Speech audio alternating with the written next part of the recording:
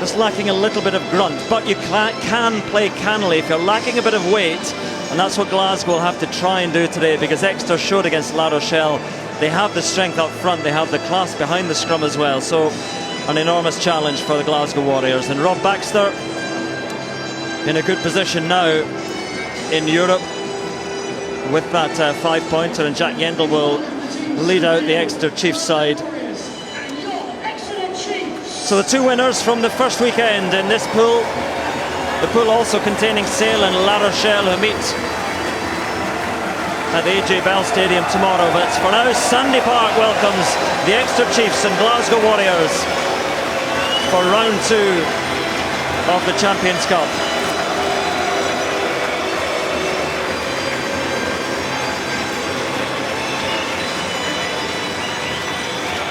Great atmosphere, so often is now at Sandy Park, and what a side they have become, what a club they have become, Exeter Chiefs. So well supported, so well funded, and such big names. Not least Stuart Hogg, but he certainly takes most of the limelight today, because it is so soon that he is lining up against his former side. The referee for this one from France, Pascal Gauzer. Yeah, I hear you. And as I mentioned, the conditions not too bad at all. Certainly the pitch is a little bit soft, but it looks good, and hopefully this will be an entertaining and closely fought game of rugby. Captain! Adam Hastings, pressure on him, we know what he can do in attack, and as an elegant runner, but again, fly halves sometimes have to do a little bit more than that. And taken in by Seymour. Looks a bit different without his beard now, Seymour, and again adapting to that full-back position, carried in by the young lock forward Scott Cummings, who's growing in stature, but again an enormous test for him today. On the chest, play on. So Horn, there is Hastings, oh, straight through the gap already is Johnson. Johnson now has support from Horn inside, oh, and a bit delayed with it. Horn juggles. What a start by Glasgow. And Grigg tries to drive forward, so suddenly Exeter Chiefs having to scramble their defence. Hastings just a pop off the boots, and falling upon it was Tom O'Flaherty, but he effectively slid back over his own line. So great start by Glasgow. They will have the scrum. They might well have had a try there. Yeah, it's a lovely break, wasn't it? All instigated by this little inside pass from Adam Hastings. Thought Johnson had just delayed that pass a little bit too long, juggled from Horn. Once they're in behind, Exeter are always in trouble. And again, it's that little dab through. But Exeter's defence are going to have to be aware of those runners either side of Adam Hastings. He likes to do that, and then the little dab through just causing problems for O'Flaherty. And what a lovely attacking platform so early on in the game for the away side. Well, everybody knows about the attacking danger of George Horn as a scrum half, and Johnson, who played so well in the last Six Nations, a little bit subdued in the World Cup. And there is a glimpse of what he was doing 6, 7, 8 months ago. So the first scrum. No space. No space, so to cross both front row. No space. And again, an area where Exeter might hope to have the slight upper hand, although Glasgow scrummaged very well against Sale last week. Yeah, there we go, there's the scrums at Glasgow. We've got Alex Hepburn, of course, on the loose head, Jack Yendall and Harry Williams up against Ollie Kebble, Fraser Brown, Xander Ferguson. We are crutch. So Horn waits, 5-metre scrum, not much of a blind side, but solid enough from Glasgow. They try and get the go forward, down it goes, and Gauzer gives the advantage to Glasgow. So a free attack here. Johnson gives it on to Grigg, and tries to punch his way through the middle. Still there for Glasgow. Options either side. Harley has to leap to take that and just opens himself up to the tackle. Still advantage to Glasgow. Carried on now by Xander Ferguson. But having to attack from a little bit deeper, still with that advantage, is Ollie Kebble. The loose head takes it in. Hastings then. And the diving drive by Matt Ferguson. Still with that advantage. Out it goes to Tangivi. Glasgow not making too much impact though, so all the way back they'll come for that penalty at the scrum. Yeah, I think it was Alex Hepburn that went down on the loose head side. Engine loose head. Referee deciding just didn't hold his feet. But I tell you, what a bright start this is from Glasgow. They're really looking sharp, aren't they? Putting the ball through the hands, probing. One side, then the other. They'll be delighted with the way they've started, Andy. They'll be absolutely delighted. It's the full court press, as we said before the game in these conditions. They're playing them really well at the moment, and there was a good set piece there as well. The scrum looked really solid. They've got the penalty from it. And the decision from that penalty is to stick it into touch and try the line out from 5 metres, see what they can work off this. So Fraser Brown, day for the ball to be thoroughly dried, and the first line out of the game taken down by Harley, and then the drive tries to come in, but Exeter's defence for the moment is sound, and indeed they're punching Glasgow back a little bit, so Glasgow have to go in to try something else. Still Fraser Brown tried to steer it from the back, then allowed one more shot at moving it, and Fraser Brown sneaks almost unnoticed down the blind side, just scribed by one arm of Vermeulen.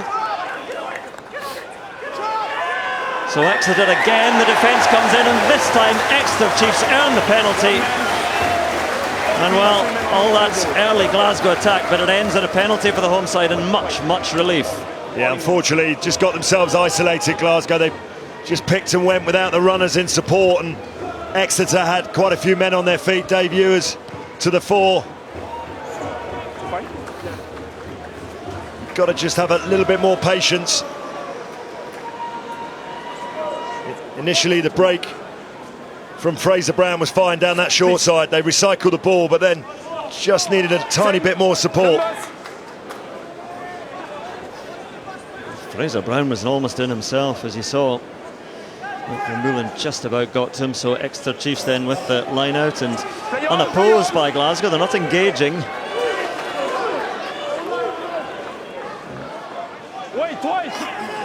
Great success at the line-out last week for Glasgow, pinching 4 of Sale's line-outs, but deciding not to contest that one and not even to engage and give Exeter Chiefs the maul. Tangivi rising for this and taking it well, the Warriors winger. So Horn gets Glasgow going again. Hastings, crossfield kick. And DTH van der Merwe trying to run onto it, but it's taken instead by Knoll, and Knoll almost away. Fagerson gets to him, and then the pass is a little bit loose, but still with Exeter. Whitten gets it going again. Opportunity for the Chiefs to try and counter as it's set back by Joe Simmons. Good tackle. An entertaining start to the game, and perhaps a first opportunity for the Chiefs to show what they can do in attack. Flaherty looks for support and a bit of space out wide, and the pass was nicely timed but just a little bit loose. Jacques Vermeulen tries to keep it in play, out it goes. It's an open and pretty fast start. Well, you can see what Glasgow are looking to do. Van der Merwe against Jack Knoll is going to be a really fascinating contest. 2 very powerful runners, and Adam Hastings looking to find Van der Merwe with that crossfield kick. Just comes off the outside of the boot. And Jack Knoll, he's not a man you want to give too much space and time to. Does brilliantly well to keep it in play. When I saw the kick going in, Lol, I looked over.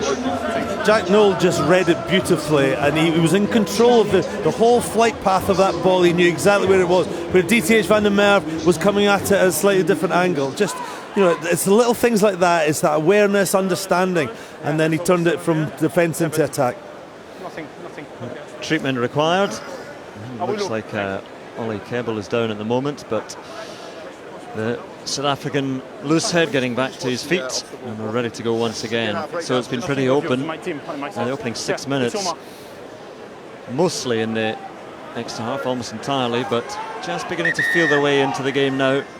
And a test for Fraser Brown and a shortened line out.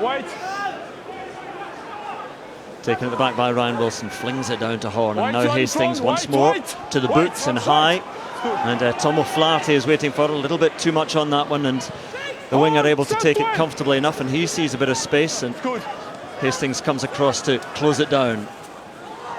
So a lot of Hastings boot on ball in the early stages. Hogg, first touch in this game against his old club, a little shimmy and tries to step and get away, and then the offload, was it forward to Knoll? And indeed it was. There was a buzz though when Hogg got that ball. Yeah, I mean, listen, we all know about Stewie Hogg. He wants to try and take the game on, but he caught the ball inside his 22, and you just thought, maybe the option should have been just to pump that one straight back. But he couldn't resist it, could he, Andy? No, he couldn't. And we talked before that the Glasgow Warriors know his strengths, but they know his weakness, and that is probably one of Stuart Hogg's weaknesses. He tries sometimes to do too much with the ball in contact, and so Today, he just needs to relax, let the ball come to him in space, and then we know how devastating he is as a runner. An interesting one for Hogg today. He wants so badly to play a good game against his old side today. And Andrew, on that point, sometimes when he's gone out to try and prove a point, he tries too hard. And that's what I'm saying. If he lets the game come to him, he'll have a massive impact. If he tries too hard, then he might just mess up. Rock solid scrum from both sides. Hastings now feeds it on, and Greg gives it to, well, it's Tommy Seymour, and Seymour just bounces off one challenge, gives it on to Greg, and Greg, will they stop him? He spins and he scores. What a try! Greg starts it and he finishes it, but there was a hefty hit from Seymour to create the opening, and Glasgow have the opening try at Sandy Park. Well, it's a wonderful move. Just went very, very direct. Just went out the back from Adam Hastings, and they took a really, really strong line. Great work from Seymour. Okay. Maxime? So what we're going to check here. The referee just wants to have a little look at something. I think it might be a pass, because the grounding's fine, because it's wet, he slid in, there's no problem with that. Was it the final pass? I think. So it's Eric Gauzan's the TMO, and so I'm just going to see if Pascal Gauzère is telling Adam Hastings to wait, going to check something. So we'll have a look at it, and is it the first pass from Greg? Greg to Seymour was... Pass is good, Pascal, pass is good. Pass is good, says Eric Gauzan. He breaks into English for us all there. The pass was good. I mean, it was flat. It was a very close quarters. I'll tell you what was good was the ability of Tommy Seymour to bounce that tackle, stay on his feet, and set up a wonderful run for that try. And they thoroughly deserve this start. Yeah, and Tommy Seymour is known for many things. Perhaps raw power is not one of them, but he showed it there. Good strength there. Perhaps the tackling, just the timing was off slightly, but Tommy Seymour will have enjoyed that one. So too, Nick Grigg. His try, and it's 7 points. It's nothing more than they deserve, and just keep hold of the ball. Nick Grigg keeps Henry Slade away, and he just slides in. And it's just exactly what Glasgow Warriors deserve after that first 8 minutes. It was Tom O'Flaherty trying to make the tackle, and he did seem to get himself in slightly the wrong position. Well, certainly the wrong position when you look at the after effects of it. And the restart, those patted back by Exeter Chiefs, and in fact there was a little knock on from Glasgow hands there, so scrum to Exeter. Let's have a look at the try one more time. Yeah, it's lovely timing of the pass. Referee decides it's good, straight for the set piece. Let's look at this from Hastings, just brings it to the line, out the back. Look at that power there, comes through the middle, and then they just pour through the same hole. I mean, in these conditions, you get tackled 4 or 5 metres out, you're going to slide in over the line, but I love the directness of the line taken. That first handoff there from Nick Grigg just put Henry Slade off. Henry might have been able to impact that tackle, but if not, he just slid in under the post. Yes, you look at Nick Grigg and you think there's not too much of him, but do that at your peril if you're playing against him. He packs some rare power into that frame as well. Very difficult, low centre of gravity, difficult man to stop. Yeah, all of which brings us to an extra put into the scrum. Nick White just readying himself as we get a reset. And, you know, as well as Glasgow scrum last week, this is an area that Exeter would like to think they can gain some sort of level of dominance. So it was good for Glasgow in their put-in. It'll be interesting to see Exeter in their put-in. So White feeds, and Exeter. Well, it's been pretty solid from both sides. So Pascal Gauzère says, just use it now, let's get on with things, as Simmons feeds it out, and little switch move, not quite read, and the pass was a bit loose to ground. This is an interesting one. I think there potentially could have been a penalty here against Nick Grigg, because when the ball went to ground, I think Sam Johnson tried to kick it forward. Let's have a look at this. I think the refs called it as a knock-on. There's a wraparound move by Exeter. Nick Grigg reads it well. It comes forward off Adam Hastings into Nick Grigg, and he picks up. He's in an offside position. I think the referee's given it as a scrum. Well, it wasn't the best pass, was it, from Ian Whitten on the runaround. Didn't really give his team any chance, but they get a second bite of the cherry with this scrum. Bad position, is it? Fairly central, a huge blindside on that far side, and penalty Exeter Chiefs this time is the decision.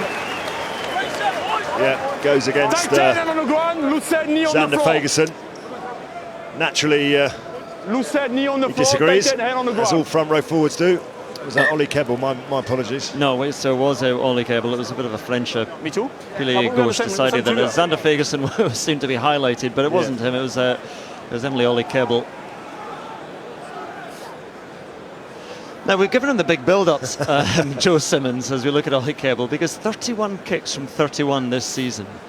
It's an astonishing record. I haven't seen all of them, so I can't testify how difficult they've been. But this one, based on that form, should be pretty straightforward. Well, I think the last kick he missed was in the Premiership final last season. So, as you say, 100%. That is quite something. He's got a little way to go to get anywhere near Neil Jenkins' record, which and hand on the ground Mr. Cotter is somewhere around. It's 1,017 in a row. No, I think it was 44 in a row, I think it was. I remember Chris Patterson landed 37 or 38 in a row for Scotland. So, Simmons for Exeter's first points.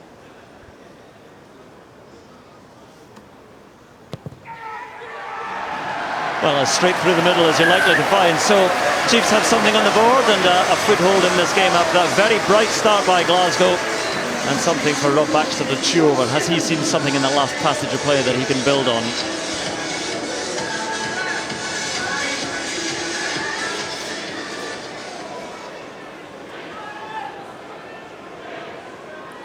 Hastings then to get us going again. And Glasgow will just have to trust that, well, as it goes beyond Tanguy into touch. It was a funny one in the air.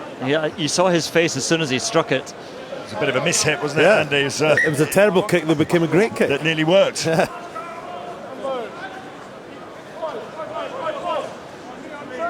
doesn't touch the ball. But Tanguy was nearly running onto it at full tilt. I think Stuart Hogg was quite grateful that it bounced out into touch.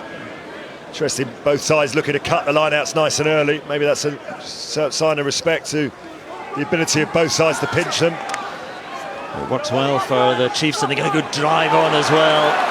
And Glasgow not committing too many. Fraser Brown's on the left on his own to defend that one, but Exeter Chiefs have bitten off 20 yards or so. Nick White just a little fumble, but then feeds down this blind side, carried in by Sam Simmons. How well he's playing. And the forwards wait to carry this at close quarters. Again, Glasgow not committing too many to the tackles. Xander Ferguson was left to handle that one. Now Ollie Cable trying to pull a few jerseys off. Use it now. A nice long ruck as Nick White goes to the air.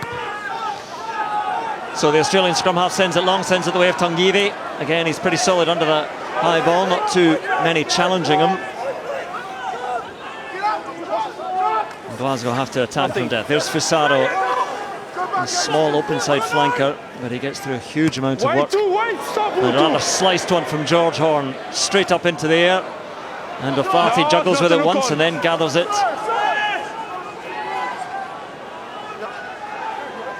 So carried by the blindside Dave Ewers for Exeter.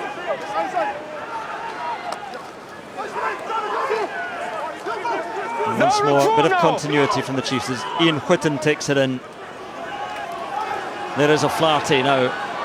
Oh, O'Flaherty slips through and then wanders into the wall of Tanguy. But still with the Chiefs moving through the phases and making a little bit of ground. Once more it's Dave Ewers taking it in. Oh, and the gap opens up now. Charged through by Simmons, taken down at the last. Finds support though from Nick White. Nick White hangs onto it and sets it back for the Chiefs. Pops it up to Simmons. Oh, and then Simmons after such good work. Good work with a simple fumble. But the Exeter Chiefs are coming to life. Well, it's a simple change of pace, isn't it, from Sam Simmons? Look at this. They've got some big, strong carries, but he just got that, almost that turbo button. He's able to burst through the gap and link up with Nick White. And Nick White realised there was no support, pulled the ball back in and then pushed it back out again. And maybe in his defence, he probably wasn't quite expecting that, Sam Simmons, but a little glimmer of how dangerous he could be, ball in hand with that pace. Sometimes when the scrum half's in the contact, you know, people are not focused in there. Just, you're right, Sam Simmons was coming back in. Was he coming in to pass off the ground? But the problem was it was popped up to him. But danger signs there for Glasgow. Exeter getting the power game going, and there was space, and then you've got players of pace like that with Sam Simmons going through it, but managed to just snuff it out. He had a terrible injury last year, man of 7 England caps, and I think knocking on the door again, it was an ACL. Only came back in May, Sam Simmonds, and he has been so impressive.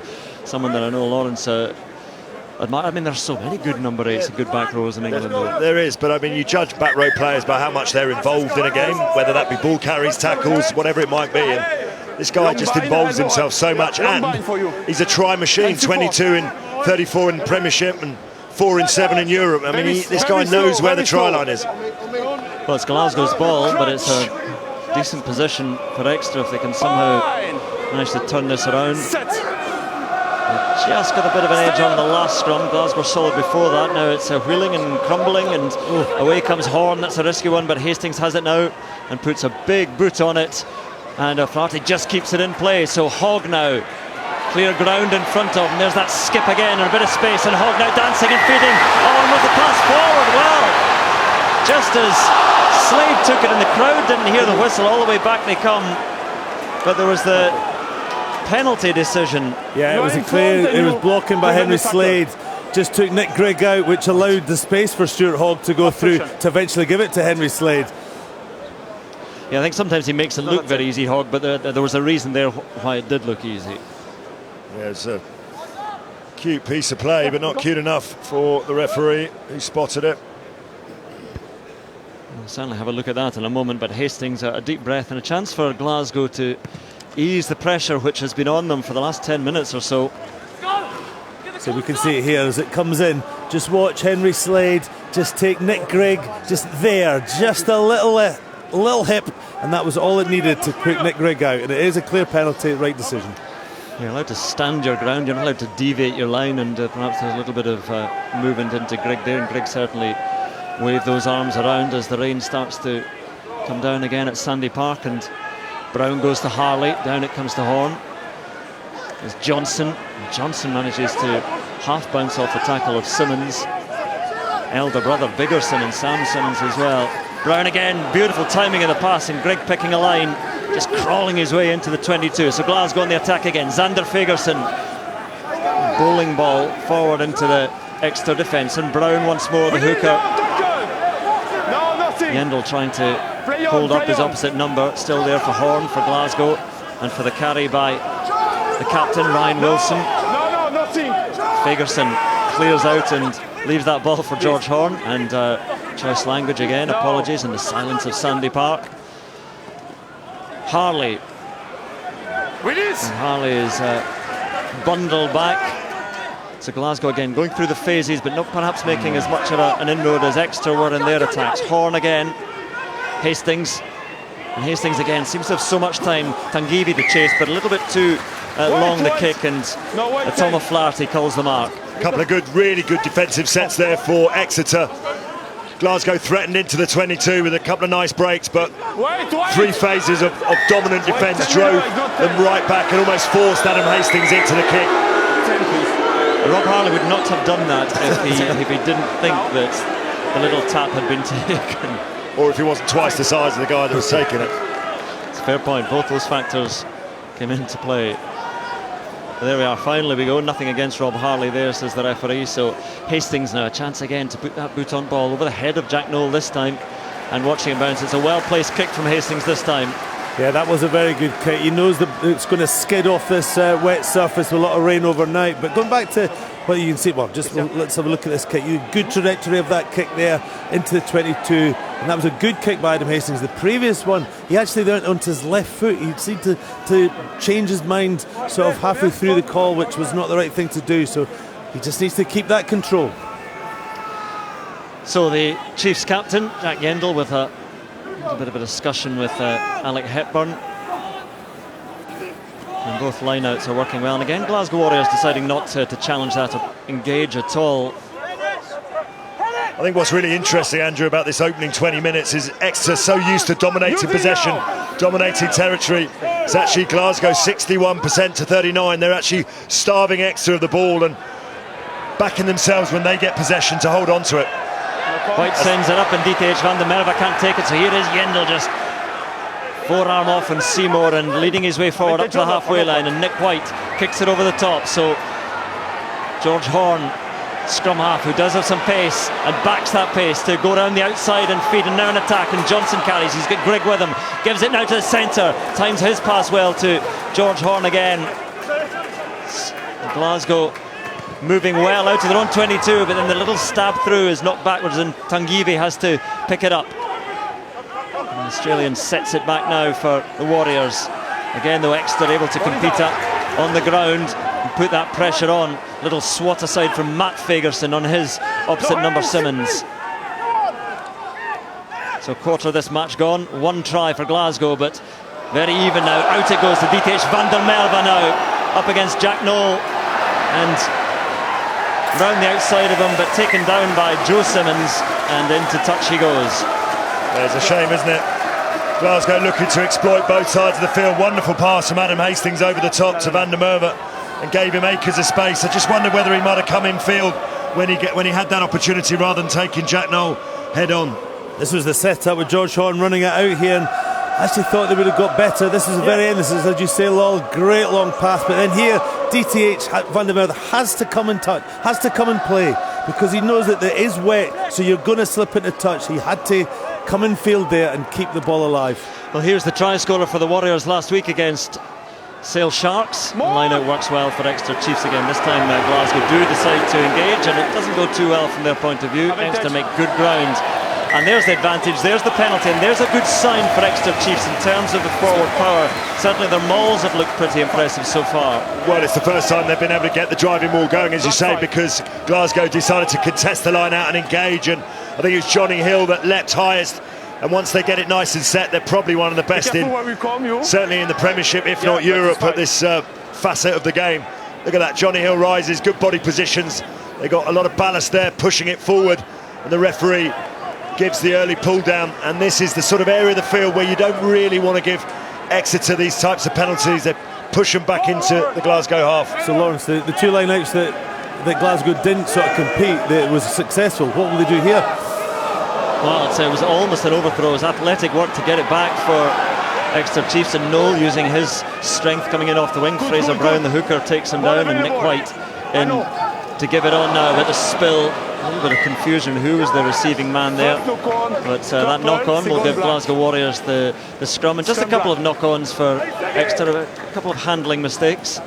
Yeah, tough one that. When you're in these conditions, I always hate it when you see people spinning short passes. They're really hard to take. You know, I know they're only short, but in these conditions you just want a simple pop pass, and got sixes and sevens there who was actually taking the ball. There we have a look at the territory, which has evened up certainly a little bit, as Lawrence was saying earlier on. It was being dominated in possession was by Glasgow as well, but 5% only in the Glasgow 22 is the key one, 32% in the Chiefs 22. Just a feeling though, there is a bit of a switch in the feel of the game, and Exeter perhaps beginning to work things out a little bit. Scrums have not been too satisfying.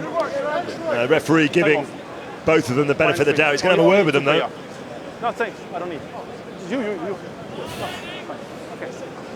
Gee, that's some nose, isn't it? The consent, the issue is on your side. Okay. I need you are straight and long bind. Okay. And you, no short and under, long and elbow up. I take the hit and support, and you straight. Can I ask one thing? He wants his arse. It's an advert for front row forwards, isn't it? I'm not sure Alex Hepburn's nose is where it used to be. That's what happens when you play away in France, basically. You come back looking like that. Young kids sticking at rugby, and you could be a prop forward. That all happened in La Rochelle last week. Yeah, you could be a prop forward. Remember, the good ones are paid the most in rugby, I would imagine. Yeah. Alec Hepburn there and Xander Ferguson being talked to by Pascal Gauzet. And they are both very good props. They need the extra salary for the surgery, I think. Yeah. Oh, the cruel back row speaks. Better scrum by Glasgow, a chance to attack, and Horn gives it a bit deeper, a little bit of standstill for Hastings. Then the forward pass to DTH van der Merwe, which was met by the terracing on the far side with howls of, I was going to say disapproval, but approval at that forward pass. Yeah, well, it was the crowd that blew the whistle there, wasn't it? It was a good setup play by Glasgow. Adam Hastings in space here. He had lots of options. He chose the right one. He just threw a forward pass. It's better. Yeah, it's when you're doing it around the halfway line as well, and there's a clear marker for a guideline. Ask your player, keep the ball in the It's a little 1-2 that Glasgow look to go to. Hastings, whether it be a crossfield kick or a pass over the top, he certainly likes linking up with Van der Merwe. Crunch! So the Chiefs with an opportunity to try and make their presence felt at this scrum. A decent blindside, and Noel is lurking there, but they're waiting, they're driving and hoping for more, hoping for that penalty. And down it goes now, and there it is. And it'll be a kick to touch, you would imagine, now for the Chiefs to get deeper into the Glasgow 22. Yeah, and some people don't like it, but you can understand the decisions behind it. The referee's just warned. Tight head there from Glasgow. And Sam Simmonds well within his rights to draw the penalty. French referee, you know, liable to penalise or reward, should I say, the dominant scrum. Glasgow would have been desperate for the referee to say use it there rather than allow them to scrum, because it was creaking, they were hanging in there, and just that extra couple of seconds allowed the penalty to happen. You can see it, Vigneson's down on his knee already here. They do like a scrum in France, you know, we see it in the top 14. You only have got to look at the size of the tight five in France to realise that it's just as well they like a scrum.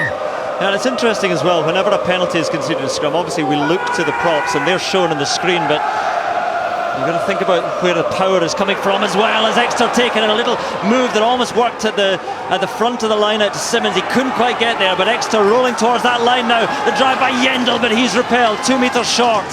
And now it's Glasgow in dire straits in defence. The pick up by Williams feeds it on to Jacques Vermeulen. He can't quite get there. Advantage to Exeter as well. A high tackle coming in, and the penalty is there. The man penalised was Ryan Wilson with a high tackle. Well, I tell you what, it was some fantastic last-ditch defence there from Glasgow. Really neat little line-out move. Sam Simmonds, I think it comes around the front and tries to probe the hole. And so often, these kind of attacks from Exeter draw the penalty. It doesn't look too good for Fraser Brown there. He looks to be in some discomfort, the Glasgow, and often Scotland hooker as well. But here is the line-out, which nearly worked well. Yeah, it's a decoy, isn't it, from Ewers at the front there that just allows Simmonds to go in. This is a great tackle on Vermeulen. Double tackle, but I think they just get penalised for lying over the ball. I think it's the hand, I think it's the head. We might see it from a different angle. Ryan Wilson there, his right arm has sort of, as a seatbelt tackle, had just come up there, Lawrence, into his neck area. Not you know, high tackle in the sense of where it started, but where it ended up, and I think that's what the penalty was for. So 5 of the last 6 penalties have been conceded by Glasgow. Good news for Glasgow is that Fraser Brown, well, I thought it was good news. He had full attention. He looks to be okay, but Time off. This might actually influence the decision that Exeter make now. Last 6 penalties, as you say, given away. Referee's time off. He wants to have a little look. Please. I thought it might be taking the scrum, but they're taking the pick and go. They've got a pre-prepared move here as it's carried in by Hepburn. Still they drive on, this time Dave Ewers can't get closer either. Well, right up to the line they go, but once more kept at bay, just a couple of metres out. Thinking of their options, looking again and driving to the line. This time surely the try is there and given. Pascal Gozer right on the spot, and Exeter Chiefs have their try and they have the lead at Sandy Park. Well, they're just so good, aren't they, at this particular facet of play. This time they decide to go against the grain. Johnny Hill, recognising all the Glasgow defence, is actually on the open side and goes back to the short side. Sort of goes, quite a rangy guy, goes back over the top, look, rides the first challenge and is able to go over the top. All clear. And actually dots it down with his stomach in the end without knocking it on. But, you know, by going almost too low, they forfeited the try line, and that man's delighted. Yes, Johnny Hill, one of the, as we mentioned, there are some big names in there and some lesser names, but Johnny Hill has been playing so well this season. Great in defence, great in the line-out, and now scoring the try for Exeter to give them the lead and to give Joe Simmonds the chance to add an extra 2 points.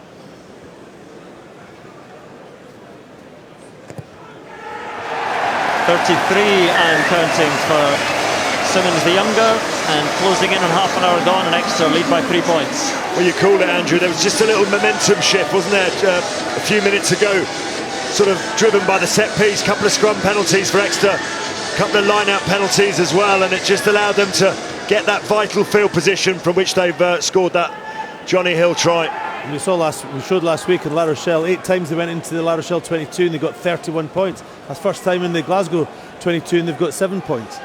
That's a decent restart. A lot of hang time on that one, and Hogg, the receiver, hasn't had too many touches of the ball yet against his old friends. Steve Rennie said, the Glasgow coach, he is the enemy today. Well, they're mindful they're not giving him any ball to run onto, are they? They're sort of putting him in areas that he doesn't want to be in, you know, pinning him deep in and forcing him to kick the ball back. And Nick White will kick here. Scrum half just gets it beyond the outstretched arms of Scott Cummings, taken down by Seymour. They have a bit of a screen from George Horn. Fine, says the referee, and Horn now can give it. Fagerson was there, and Horn to Hastings now, and down the blinds. A little no-look pass from Tommy Seymour, slick, and the drive on. And Glasgow handling well in these damp conditions, and the drive by captain Ryan Wilson. Hastings again. Oh, interception pass was calling, but a little knock on, but that was being read by everybody. Oh, you could almost see that happening before Hastings threw that pass. You know, the way that Adam Hastings plays, he's always looking for the options, and we can see it here. As he gets it, there's lots of blue shirts around, but he just, you know, so he's trying to pick the right option, but it was just read very well. I said there was a lot of blue shirts. What colour are we actually calling the Exeter shirts, Andrew? Violet. Well, Tangivi is going through some single leg bridges. Good exercise, people. It might be. No, he's fine. So he's staying on. So Kyle Steyn will have to wait. You saw him just warming up. I think he's okay. He's feeling that groin though. Make sure you're not in front of the kicker. Wait, look where he is. Thanks. I'm not sure about Tangivi. He's trying a couple of little runs down this touchline here, chatting away to physio. Well, I'm telling you, Andrew, Andy and I were watching the warm-up, and that was enough to finish any of us off, I can assure you. So if he's feeling it, it's because of that warm-up they did. I've never seen anything like it. I'm not sure about him. There's a little shake of the head. He's going to try here, but Kyle Steyn is sitting down. You see Peter Horn off to the left of the shot there. Ali Price, the other back line replacement, and I think Steyn will be coming on imminently. Balance. Glasgow just be grateful for the put into the scrum, actually. They've been under the pump for a little while now.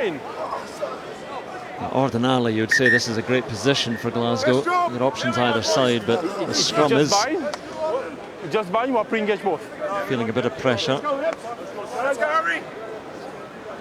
Yeah, the sub is being made. Tangivi can go no further, so that's an early change that they wouldn't have wanted to make, because Tangivi has looked menacing in the first half hour when he's had his chance. So on comes Kyle Steyn, who's a centre.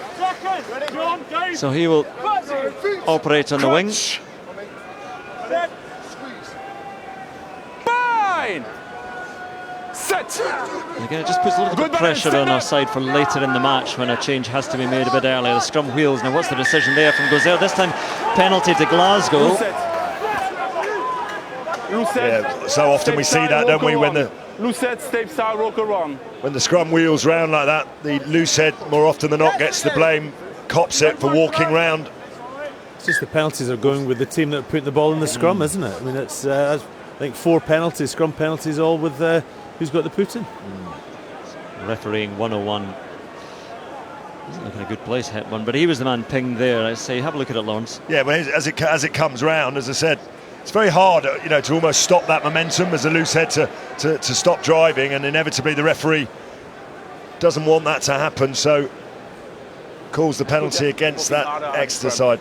As I said, they're often isolated, and Xander Fagerson took the blame for the scrum in the Glasgow half, and he gets the plaudits here, and Adam Hastings with a chance to draw Glasgow level.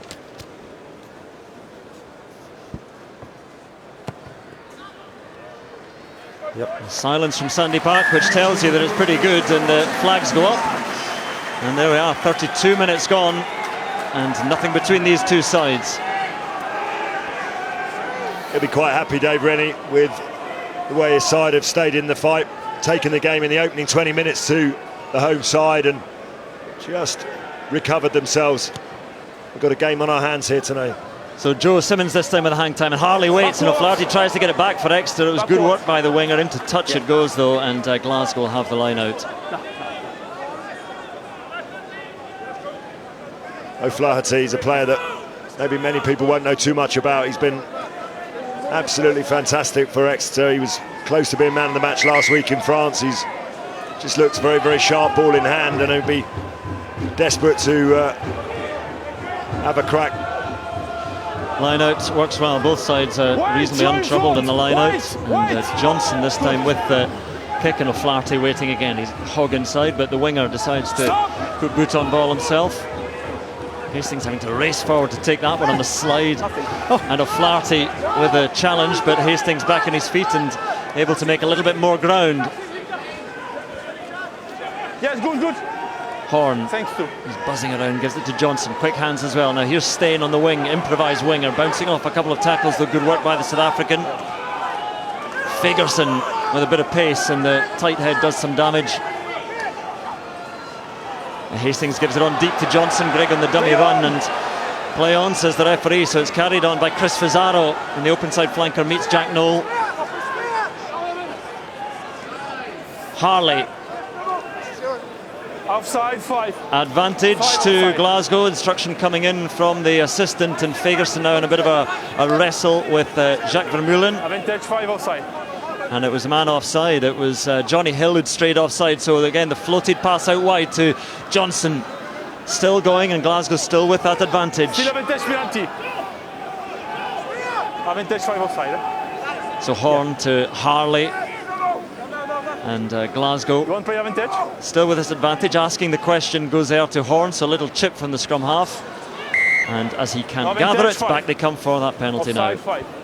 Yeah, penalty against Johnny Hill for being offside. And just a couple of plays earlier on, I think it was Henry Slade that was protesting. He was blocked, but I think it was more Slade that ran in to the attacking player rather than the other way round. Referee waved it on, and as I said, Glasgow having got themselves level on the scoreboard, just having the better of these final exchanges in the opening first half.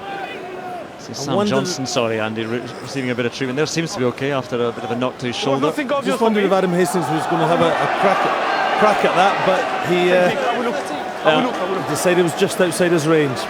Well, by the time he took that kick, it was well inside his range. There was understandable booing from the crowd. Yeah. This happens a lot, this kicker creep in rugby from the penalty. That was a good 5 yards at least. Captain's job to point that out to the referee, isn't it? It won't be happening again. But anyway, all in all, it's a pretty nice touch finder, even if he did I almost put it there with his hands. Even if he did borrow 5 metres from the bank manager. So Glasgow deep into the 22, and the line out taken down by Wilson, and Glasgow try them all this time, make a little bit of ground initially, but then Exeter shore things up. So Glasgow try again, and they come again up to within about 10 metres of that line, but also heading towards touch. They've had one shot at it, and it's all rather stalled. They try and get it going again. Down it goes, and the decision is it's all fair for Exeter. So good defensive work, and the home side has the scrum. Yes, just a little bit naivety there from Glasgow. He never detached, he keeps his bind, nothing wrong. You know, if you're going to have a crack at that, you've got to make sure the ball is at the back, because once the referee shouts once, you know, that's almost a sign to the Exeter players that if they're there legally, which they were, then they could pile in round the corner if they don't change their bind.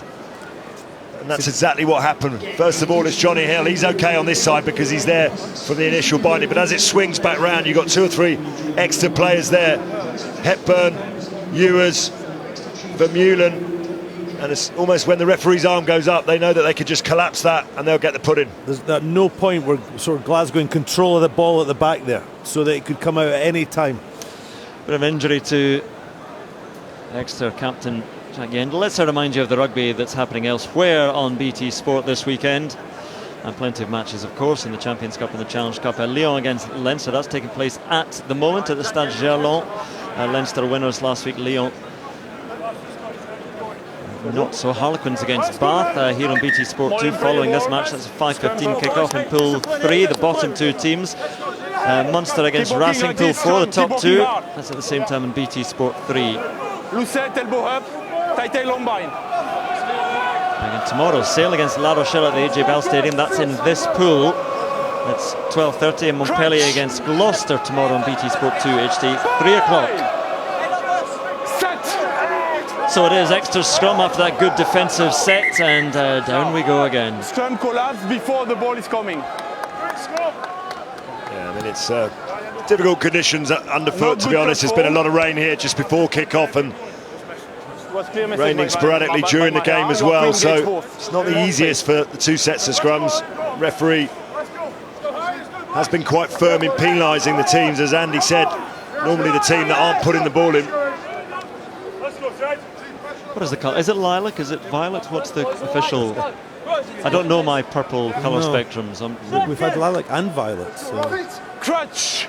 Okay, we'll find out officially. Lavender. Lavender. Oh, Is it I like lavender? that. Is lavender more blue? Anyway, we're digressing somewhat. South of France, it might be lavender. I'm not sure it's lavender in these parts. Well, it's a good shot by Glasgow there. Down it goes, but Exeter able to use it this time. Pick up at the number 8 by Sam Simmons. No, please, Seven. Fusaro having a good wrestle with a man in front of the ruck, but Exeter looking solid enough as they look for their Use it exit. now. White's being told to use it. And so high it goes. Dietrich van der Merwe coming forward for Glasgow. He can't take it. Backwards it went though, and Adam Hastings able to have a step or two. Jack Noel acrobatically getting back onto his side of the pitch. But Glasgow with a good carry through the middle. They leopard print. They are. Down the blind side go Glasgow. Johnson again. Was he in front of the ball? No, in front of the man, but carries well. The centre again. Xander Fagerson. Ball went backwards, but well, Glasgow get the little knock on from Exeter. Glasgow get the scrum. Yeah, it's just a shame, wasn't it? It's a lovely tackle actually from Harry Williams that makes the chop tackle nice and low. Look at that. It's a good tackle, and then Dave Dennis just knocks it on in the act of picking it up. It's a ruck is form, it's a part of the ruck. If you're in front of the kicker, you must stop. It was a good chop tackle, wasn't it, by Harry Williams and Xander Fagerson, but again, he might have felt that one.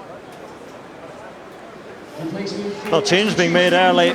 Luke Cowan-Dickey is coming on. We said that Jack Yendall, the captain, was struggling at that last breakdown, so off he goes. But what a man to bring on. 3 tries at the World Cup. Luke Cowan-Dickey into the fray.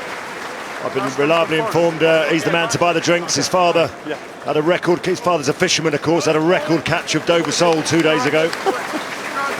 These are the stats you only get here from North, a record catch of Dover sole. Oh, you see, I got a taxi from the station. They said that Luke Cowan-Dickey, he'll be buying the beers. His father had a record catch, £125,000 worth of Dover sole. Goodness me, trawlermen, that's it. We're all off to become trawlermen. It's quite a comfortable lifestyle, I'm sure. Just 5 months of rolling sea. That'll be sent up to Scott's in London. Set. I think all the details here, you actually know of the route of these fish. A lot of Dover sole. Again, we're talking about such nonsense because the scrums collapsed again. So. Well, talking of Luke Cowan-Dickey, he had a wonderful World Cup, didn't he? He's mainly coming off the bench, but picked up quite a few tries and certainly made himself busy out in Japan, and he's got some early action. As that'll be a bit of a concern because he's a big player for the Exeter Chiefs. Jack Yendall, a bit of damage to his forearm, to his wrist, and down goes the scrum again. Penalty as the patience of Pascal Gauzer wears thin. Now, a decision for Glasgow here, with the seconds running out in this first half. Surely take the heat first. Go for the posts. Yeah, 3 points every time, Andrew. Hastings will have this and go in at half-time, 3 points up. You must please go on. The referee's just lost his patience there with the scrum, hasn't he? To keep the balance. Talk about the picture that the referee sees, isn't it, Lawrence? And you just see down there, you know, okay, Fagerson goes down, but is it because of what happened there? Well, he's actually said that Exeter didn't take the hit, they didn't take the weight coming through, which bit of a tough one. Yeah.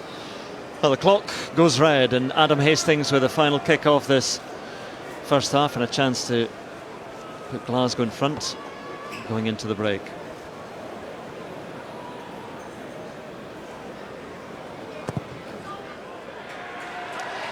And there we are, through it goes. So the whistle sounds for the end of this first half, and it's a try apiece, and Nick Grigg and Johnny Hill sharing the try-scoring spoils. But that kick at the very end from Adam Hastings gives Glasgow Warriors a slender lead at half-time. It is Exeter 10, Glasgow Warriors 13 as we head to the break, and we'll see you in a few minutes' time.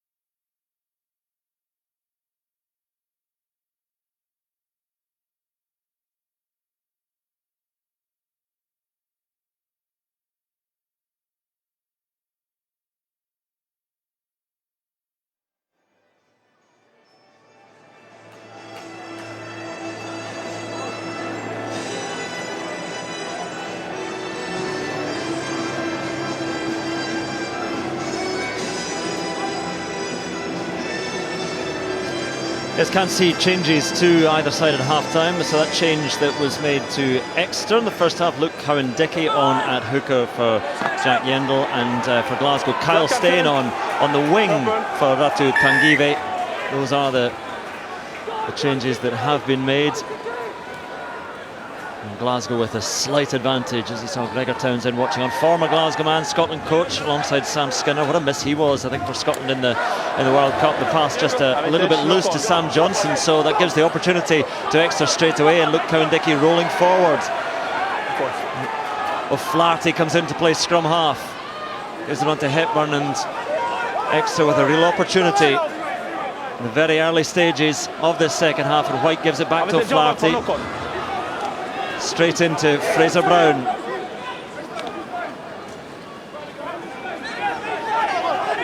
Leave it.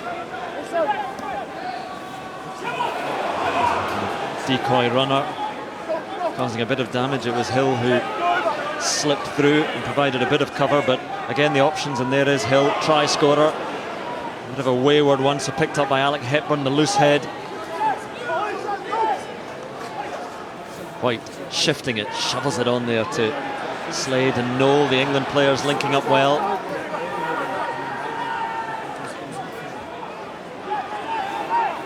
And Glasgow's defence standing up at the moment. Exeter battering around and about the gain line. And slows down a bit, and White runs a long way back and then feeds an ugly pass. And Noel tries to make something of it now and scripts through, and Noel looking for friends, and he has support, and Exeter will surely have their try. And there it is, Henry Slade frees himself and scores. Well, they tried and tried and tried and couldn't make it through that Glasgow defence, but suddenly it opened up through the work by Jack Noel, and the score comes the way of Henry Slade. Well, you talked about that England international combination a few phases earlier in the play, and it's proved to be a lethal combination to get Henry Slade over the line. And Jack Noel is just one of those players that's so hard to tackle. You've got to squeeze the legs and crush him down. Look, it looked like absolutely nothing was on there, and he just brushed off 2 or 3 tackles, and then he knew exactly where Henry Slade was. The offload on the inside. Look, even giving Ian Whitten a handoff for good measure. Great finish, but the opportunity they got was what were Glasgow doing off the kickoff? Trying to put an inside pass in off the kickoff to play from deep inside their 22. Just clear the lines. You know you're just going to give Exeter field position, and we know how good they are at converting that possession and territory into points. Yes, the conversion comes for the try, and the source of that try was that little knock-on from Sam Johnson. It all stemmed from there, and then the miss by Grigg on Noel. He's a sturdy winger, Noel, and as Lawrence was saying, takes some tackling, and he and Slade linking well. Well, it's exactly the start the home team would have wanted. They're not often accustomed to going down the tunnel behind at half-time, particularly at home. So There we go. They've made amends. So yes, a slovenly start to the second half by Glasgow. You see risky rugby inside their own 22 just about, so Hastings now sends it long at the restart, and Hogg takes it. Good tackle, says Pascal Gauzer. Infield from Seymour to Matt Fagerson, younger brother of Zander. And it goes to Hastings, and Hastings having a wonder, but no more than that, and taken down by Vermeulen. Nick Grigg. Just got to be careful, Glasgow. They're getting seduced into playing rugby in their own half. It's an absolute coach killer off the kickoff initially, where they try and play out of their own 22, and they're in danger of doing the same thing here. Yeah, they seduce themselves though, don't they, Lawrence? They are creatures of habit, and sometimes they can't help themselves going back to that all-attacking rugby habit, but you've got to do it from the right parts of the pitch. Carry by Kebble. Horn.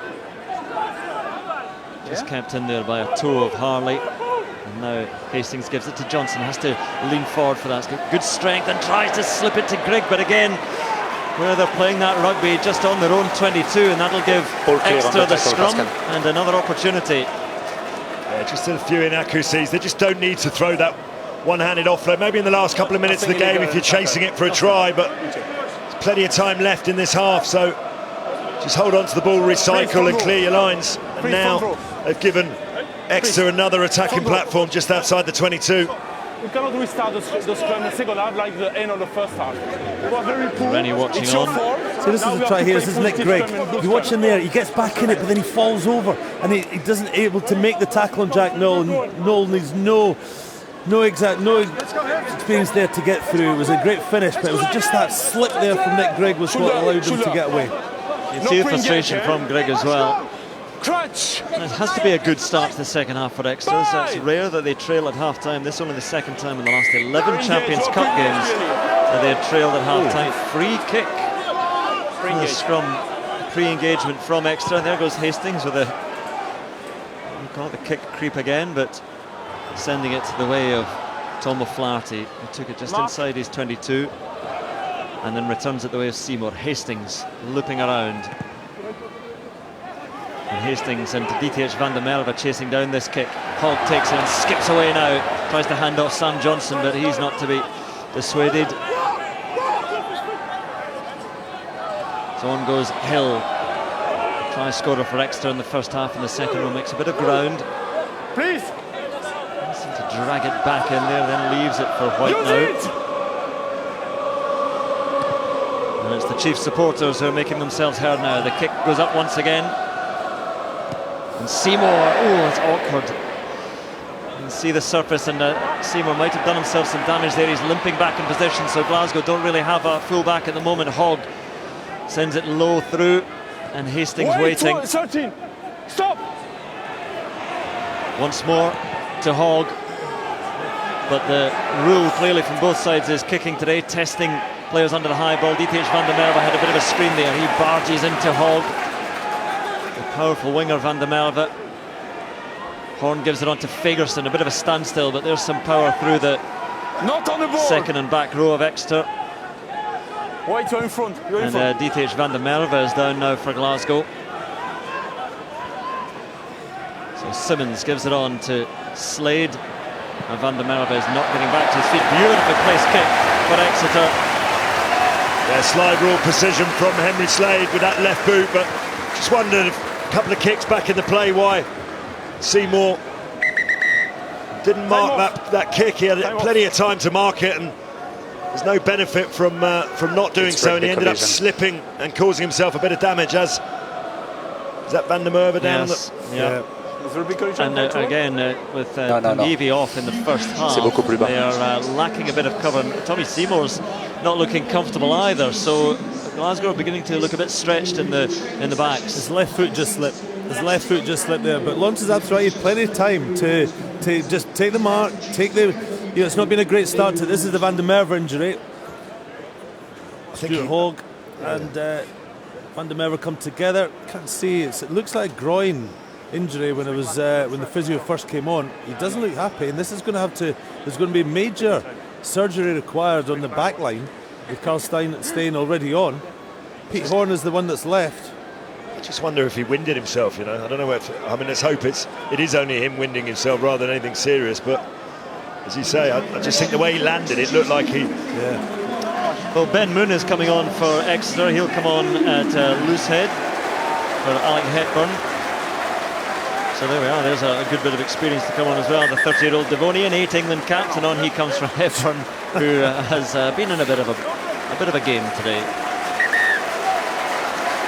Now, again, as Lawrence was saying, if it is just a winding, it's very, very painful and uncomfortable, but much better than a groin injury, and he's trying to carry on at the moment, van der Merwe, but Glasgow with the ball from the liner, but under real pressure. Fraser Brown holding it at the back, the hooker, and just slips it away. No. And Glasgow playing the ball has gone down, and there is the penalty now, and that will be the ideal exit for the Warriors. Well, there we go. It's very self-explanatory, and referee gave Exeter every opportunity not to give the penalty away, and again it was eventually Vermeulen that couldn't help but bite, and that's a nice easy out for Glasgow. So not the best kick to touch for Hastings off that right boot, and DTH van der Merwe still does not look in a particularly happy way, but I'm not sure he would be continuing if it were a serious groin problem, obviously. Well, also, as Andy pointed out, they'd have to make some serious changes and reshuffling to their back line, of course. It's a long one, and it's just taken down by Scott Cummings. A little loop around from Brown, gives it on to Johnson. He's done his fair shift already today.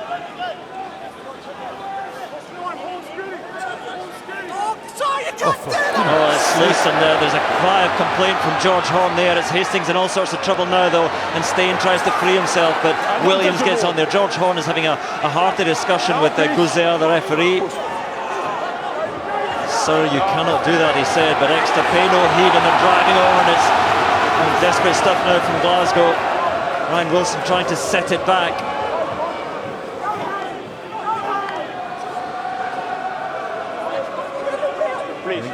Pascal Gouzer is closing down lines of communication to George Horne at the moment, and Horne just has to focus on the task at hand, feeding his forwards and trying to get away from the Warriors line. Yeah, he's just trying to get his composure back the scrum half, having tore a strip off the referee. Well, he won't find composure there, as he's scribed, and Exeter doing all the good work to secure this ball here. Still there just for Glasgow, and they're taking their time.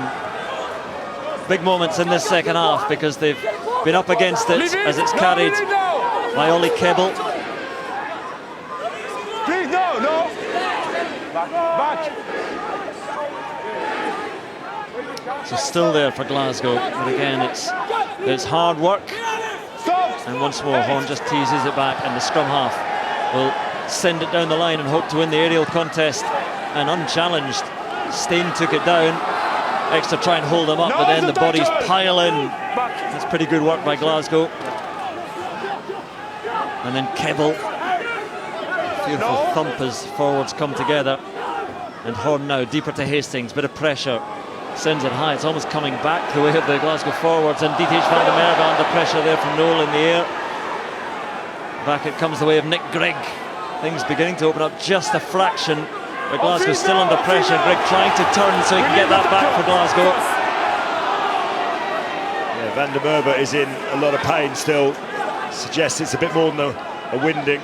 Oh, he's hobbling around back into his position on the wing. Johnson now. The centre is doing a huge amount of graft, but look where Glasgow still are, inside their own 22 through, well, now their 12th phase. And DTH van der Merwe is like a dead duck on the wing here, which Exeter may have spotted if they can turn this over. They're 14 and a half men at the moment, the Warriors, because the Canadian winger is struggling. Hogg watching this one. Has a chance now. Van der Merwe was going to have to come off. Hogg, though, goes the other way.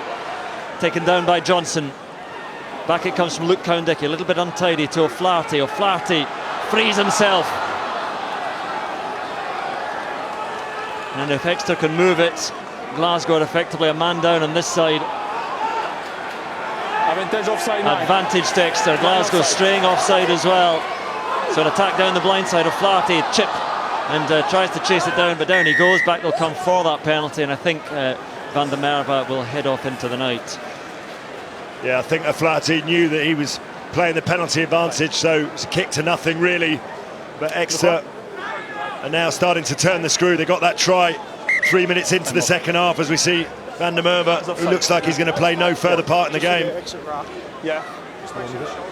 Well, they're running low on people who can play on the wing, because Kyle Steyn is already on for Tangivi, and so Pete Horne, who's a fly half centre by trade, is waiting to come on as cover. But this was him, he was already injured before this challenge. Sorry, it's my mistake, I was in the wrong way. I apologise, okay? You are clearly offside, give the call by AR, just be careful now. Thank you. So that was just about the end of DTH van der Merwe. South African-born Canadian international, and very, very potent weapon for Glasgow in his second spell, but it's going to be the last of them. It's not a good sign when players put their hands up above their head, generally because they're in a lot of agony, a lot of pain, and he's up on his feet, but as you say, for the best part of 30 minutes now, just under 30 minutes, they're going to have to really reshuffle this back line. He's going to need some help off the field. Well, it's not a good sign going forward, is it, either, because that looks like more than a game-ending injury. It might be a a couple of games left, or who knows, but that's to be assessed. And so on comes Pete Horn. Right, so let's have a look. What Pete Horn is going to come on, I think, to 10. I was going to say, Adam Hastings will go to full back. Yeah, and so Seymour will Seymour to the wing. In his favoured position, I suppose.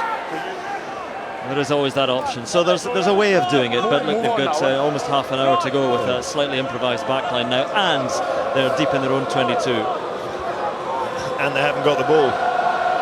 No, Luke Cowan-Dickey holds it in his hands, and to the background of the Chiefs fans, they look for the drive now, the ball towards that Glasgow line. They have the lead and they look to extend it now, and there we are, try! And it is the man who's been in such good form, Sam Simmons, who broke away, gets the score, and Exeter moving further clear. Well, there was almost an ominous inevitability about that score, wasn't there, with the Glasgow team looking like a scene from MASH, patching everyone up, and it's going to be a tough test for them now in this remaining 27 minutes. Exeter doing what they do, just turning the screw, and again it's the driving maul that pays dividends. Initially, Johnny Hill, who's had a fine game himself, just loved that turn of speed, that explosive power from a man who snapped his ACL last season. He's some recovery, and that is his 5th European try. It's just that, it's an explosion, isn't it? Suddenly he's found a little bit of an opening in front of him, but he has that power off the mark.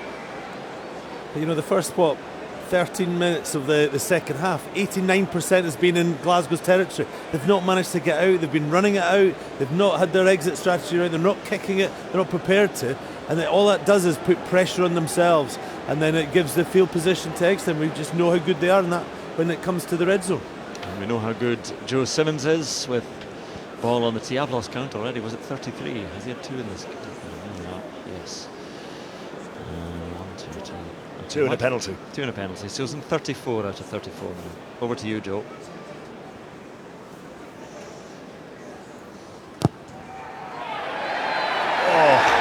One to test him, but he gets it in there. So he keeps on going, and Exeter keep on stretching their lead as well. Well, no emotion from the coaches there, but they are now in a seriously commanding position as we see it again. Johnny Hill rising high.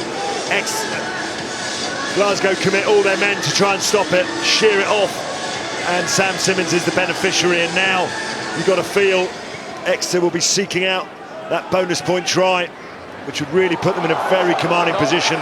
Oh, that's is that a good hit? Fine, says Pascal Gozer, but that was chest high, and we're going to have we might have a look at this one. It's nasty, isn't it? Looked like he got hit in the. Oh, it's a shot in the neck, is it? I don't want to accuse anyone of doing something. We need to check this. Matt Fagerson coming in. Fagerson, well, I mean, he catches him high, no doubt about that, but I don't think it's anything. Eric, I want to review the tackle by number. I mean, he's falling down, isn't he? He's falling down. He's caught him high. I don't think there's anything more than a penalty there for me. Matt Fagerson didn't change his angle at any time. It was just what came in front. He was always going at that same height, which was low. But I think they're going to look very closely at this. Well, they will, because he's hit him in the neck, sort of top of the shoulder, neck. But there has to be mitigation. Look. So it's Dave Dennis going up. Down he comes. Yeah, and as he's coming down, as you say, Matt Fagerson is wrapped with the arm, and he sort of hits him at the top of the shoulder. I mean, I think that's quite a harsh one if he gets carded. I know they look at outcome now, but he is falling down. He's going at the right height if he's standing up, but because he's falling down, it's now going into the neck, head area. I think it'll be a yellow here. He tried to make a tackle with the 2 arm, and tackle around the neck is, for me, just a penalty. Well, just a penalty, so Glasgow will be spared. I think that's probably the result they would have been hoping for. Exeter, well, we're about to hear the crowd at Sandy Park. They will not agree with this. Well, it's common sense. It's the right decision, I'm afraid. It is the right decision. You know, there's mitigation because he's falling down. He's hit him around the top of the shoulders, not actually the neck, and it's not with any particular amount of force, and that's probably got him off the yellow card. You know what, they didn't particularly disagree with it, they just muttered around Sandy Park, so they're just getting on with it. But there's a mistake, missing touch from the penalty, and Adam Hastings, who's now effectively playing full-back, sends it out, and just one little hop on the pitch before bouncing into touch. So mistake there from Exeter. Sorry, watch out. Wait. Here's Mark, he's here. Simmons and Simmons at the minute, isn't it? Yeah. They are highly effective as a double act on this Exeter Chiefs team. Night falls in the southwest, and Luke Cowan-Dickey was a little bit wayward, but Exeter have it untidily at the moment. But White gives it on, a little wraparound move involving Henry Slade. Out it goes to Hogg, and now Noel into Johnson. Off you now! But Exeter certainly fancy hunting down that fourth try now. And Wait, 9. Slade sends it over the top again, huge amounts of space there, and bounces towards that East Terracing. Well, sensible kicking, isn't it, Andy? You know, twice we've seen it. Henry Slade utilise that left boot. You know, not a lot on. The two passes behind the back sort of put him in quite a deep position. There wasn't really anything on outside him, so just put the ball in behind. And put them into an area that they've been all second half, and just let Glasgow try and run it out, because that's clearly what the tactic is. It hasn't worked so far, and they'll be able to exert more pressure on them. Harley under pressure, had to reach across to get that one back from Horn to On the chest! Hastings. On the chest, Rayon. Carried this down by Ryan Wilson. Steven! Horn again, a little bit of football to get this back for the scrum half to kick. It's just the foot of Fraser Brown there at the back, keeping that in. And out it comes, and up it goes. Flaherty takes it nicely from there. So Exeter with ball to play with again, and Luke Cowan-Dickey into Harley. No? Thanks. Nick White gets it the way of Simmons, and he stabs it towards touch, and one hop and out it goes beyond Staines. So Exeter doing what they've been doing throughout much of the second half, keeping Glasgow pegged back. Yeah, it's exactly the tactics, really. Two. You know, it's putting the onus on Glasgow. Look at the scoreboard. 11-point gap. It's Glasgow that have got to force the running now, and from Exeter's point of view, the deeper that comes, the better, because they'll Time off. 9. force them into mistakes. Black As 9. George Turner is on at hooker for Fraser Brown, and straight on to take the line out. And you saw there what Exeter have been doing when they get into the Glasgow 22.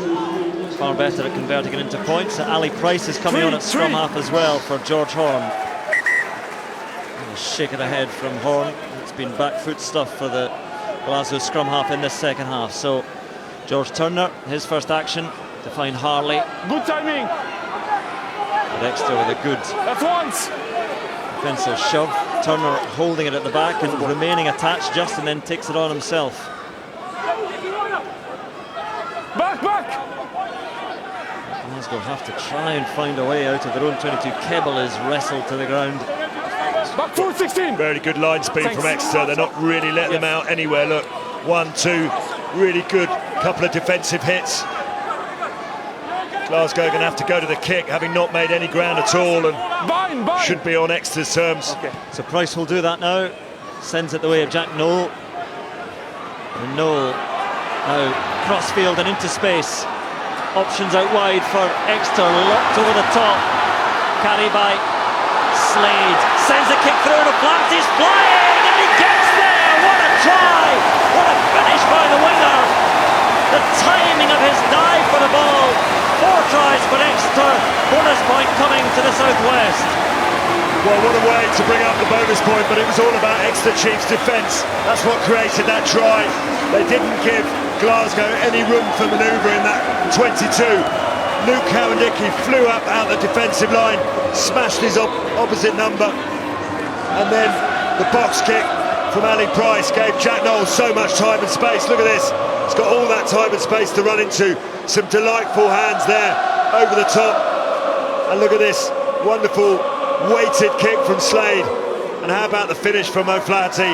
He had a wonderful finish last week in La Rochelle, which was all about him using his hands to keep the ball over the try line, but this was timing of the run.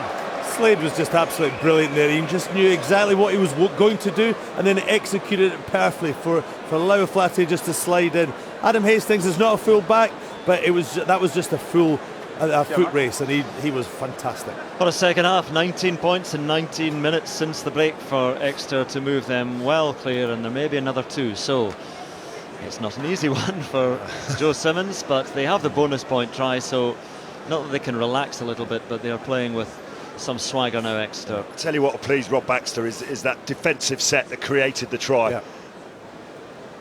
It's the sort of thing you love seeing your team do.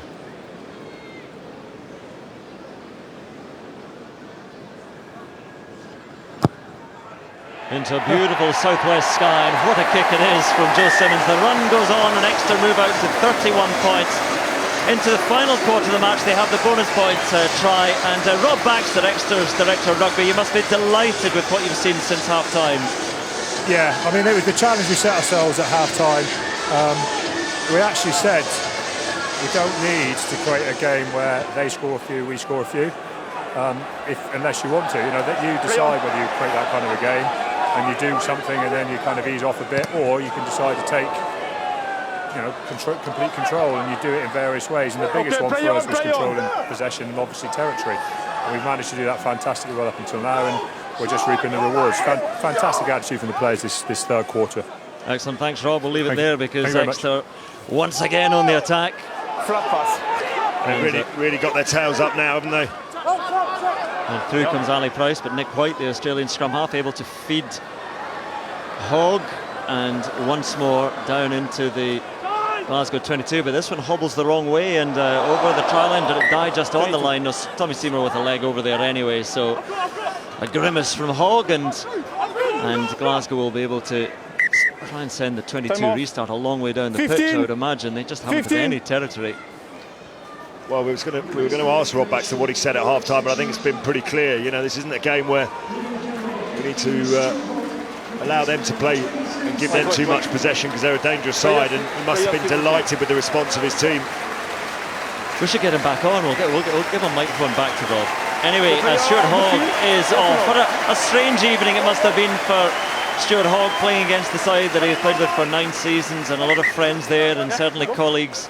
And Gregor Townsend watching on. But Hogg is off and replaced.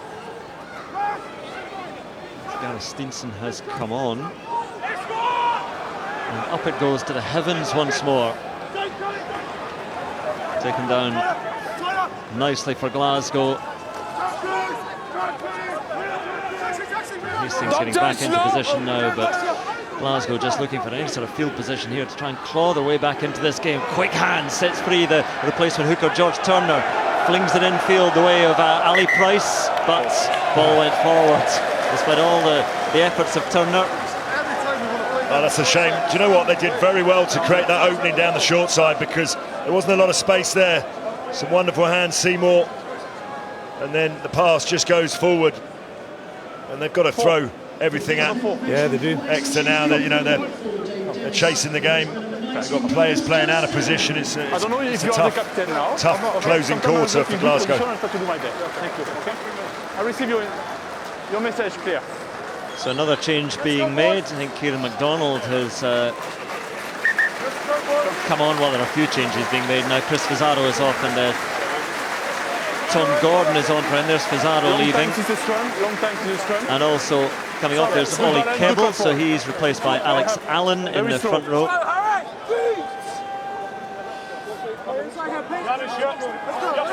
There's Alex Allen on the loose head now. But Exeter Chiefs are in total control now and turn this game around. Rare trailing at half-time. There's a big shove at the scrum. They were hoping for the penalty there, but the ball was out, so Nick White has to have a little adventure, and now here is O'Flaherty. And Slade, how well he's played, and Noel too. These two linking again. Noel deciding nothing doing down the wing, so travelling infield. Play on, flat. Flat pass, says Pascal Gauzet. So fine for Exeter Chiefs to have another pop. And a pass en avant. And so a scrum to Glasgow Warriors. Well, they were toying with the forward pass on a couple of occasions earlier on in the play, and Referee was happy it was flat. Nick White doesn't agree. Ball was outside, outside the scrum. 13. The crowd falls silent here. I think they're happy with what they've seen, and think that, well, pretty much the game is won. Still a long way to go, but it's very difficult to see a way back into it now for the Warriors.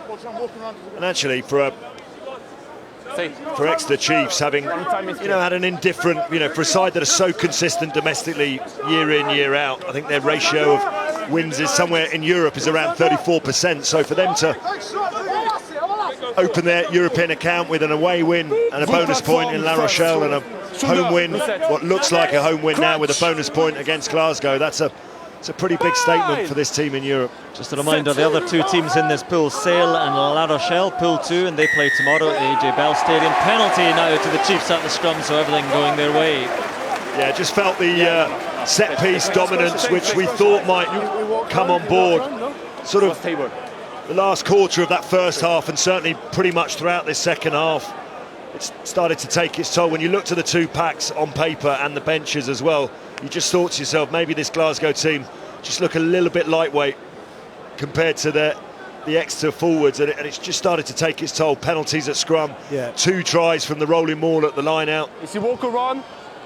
It's almost a mirror image of the game 2 years ago, Lawrence, where it was a competitive match for 50 minutes, and then the size and the bulk sort of really took grip, and I think that's happened again here today. Changes for Exeter in the back row. Don Armand is coming on for Jacques Vermeulen, and Marcus Street, very promising young prop. There's Don Armand. Marcus Street is on for Harry Williams. Again, the strength they have in reserve, Exeter, those are useful players to bring on. Well, especially at this stage where, again, Glasgow have had to make those early changes, so they'll be really starting to fatigue now. And what a kick to touch it was from Henry Slade. So opportunity as Exeter come again, just a barging drive by Sam Hill there, but Glasgow get the penalty, so some respite. Clean out around the neck, clean out around the neck. Clean out around the neck. In his strong position, you clean around the neck. It's a neck roll or a clean out around the neck, very clear. So Adam Hastings into touch on this near side, and Glasgow almost out of their own half. Let's have another look at this. As Sam Hill goes barging through. It's pretty clear. 1-1 just. The stuffing's gone out of the game with the turnaround that Exeter have made in this second half. Xander Fagerson is coming off after his hard afternoon's work. Darcy Ray is on, and you saw Ryan Wilson coming off as well. Time on. Yeah, I mean, it's one-way traffic. It's been 21-0 since half-time, and that's pretty comprehensive. And the line out was good work by Harley to pat that back. But George Turner, the hooker, the replacement hooker, has to try and secure it now as Price clears out a few bodies, and the drive on by Kieran MacDonald, who's on the field now. And Pete Horn gives it through Sam Johnson to Adam Hastings, can't quite get away. Able to compose himself and feed Kyle Stain, but where Glasgow are once again, and it's just a wall, an extra wall that they cannot get past at the moment. But now the spin from Horn and the feed, an opportunity to try and make some ground. Flinging it around Glasgow, it's risky stuff, but they have to try something. And now there's a bit of space. Sam Johnson gives it on to Stain. Couldn't quite get that pass away. They're checking something, the assistant with his referee as Glasgow try and make ground up to halfway, but just wonder if it's the late hit from Luke Cowan-Dickey earlier on in the play. Okay. I have a potential full play by the TMO. Okay. I would like to check. So it's called on Peter What Horn. do you want to show me, Eric? I would like to show you a shoulder charge Peter Horn without might the be ball. the culprit. They're talking about a shoulder charge. So we'll have a look at this. Eric Gauzin is the TMO, and he thinks he's seen something. Still looking for the angle, Pascal. We're just having a pause while we find the footage and a chance for a bit of a breather. And if it is going to be a penalty against Glasgow, it'll certainly be a shame for them, as they almost made their way out of their half, but we'll have a look. I thought it was against Luke Cowan-Dickey earlier on in the play, but like everything in this half, it's against Glasgow.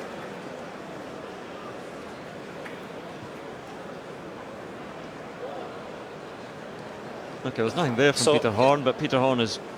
He falls into this. He trips over into him. No, he's fallen trips over Ben Moon. À gauche de l'écran. Yes, this just as he comes in a shot. Some leg stretched out by Ben Moon, checking but for the best angle, just in trying to get back up to his feet. I'm waiting the best angle. Thank you so much. Regarde à gauche. Well, he takes debout, Nick White coup d'épaule. out the game, but I think it's... Okay, he trips over Ben Moon's foot. I was going to say, I think it's accidental. Can you back, please, Eric? Okay, so it might not be that we're looking at. So a little pause here. I'm As checking another Pascal angle, goes please. there, looks to the screens.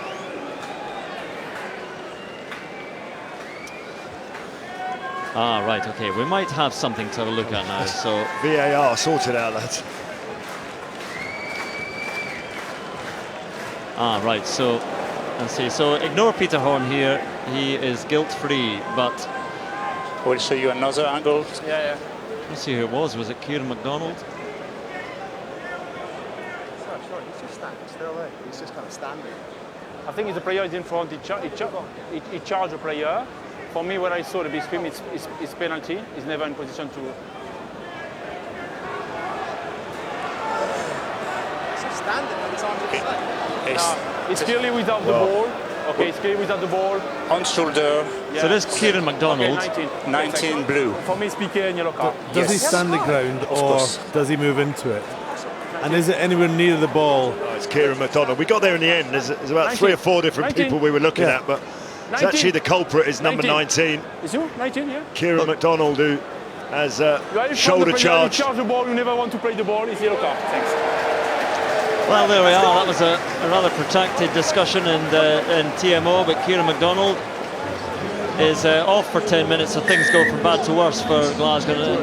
Well, Exeter just deciding to take a shot at goal. I'm pretty sure they knew someone had done something wrong, and they definitely knew that they were wearing a black shirt. They just weren't quite sure who. Kept playing it until we find somebody who's done something. But Kieran MacDonald, Andy, you'd say that he says he's standing his ground. I think he is, but there's definitely a shoulder charge then that happens. So it's probably the right card. Is it a penalty? Possibly enough. I'm not sure of a yellow card, but the irony is that actually that was probably Glasgow's best phases of getting out of their own 22. They actually managed to get in the outside.